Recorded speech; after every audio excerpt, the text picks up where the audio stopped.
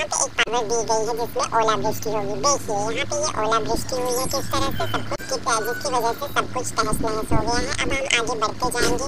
देखिए अब ड्राइविंग को कितनी आसानी हो रही है। अब यहाँ पे देखिए क्या हुआ, बॉस फाइट। बॉस फाइट देखने को मिलती है। ये दो बड़े बड़े से गुंडे जो आगे हैं, इनको मार के हमें ड्राइविंग को आगे तक लेके जाना है। देखिए अब ड्राइविंग की पावर अपडेट हुई है।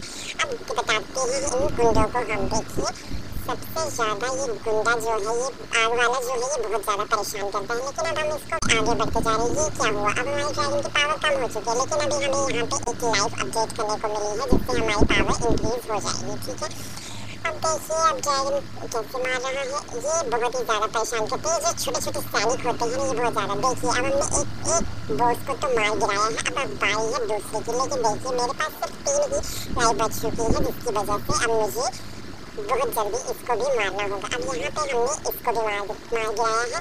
देखिए अब यहाँ इससे कॉइन निकले हैं जिनको अफसोस कि मैं कलेक्ट नहीं कर सकी। अब देखिए कि अब हम आगे बढ़ते 1 को कंप्लीट करते हुए, देखिए मैं आगे बढ़ती जा रही हूँ। अब बस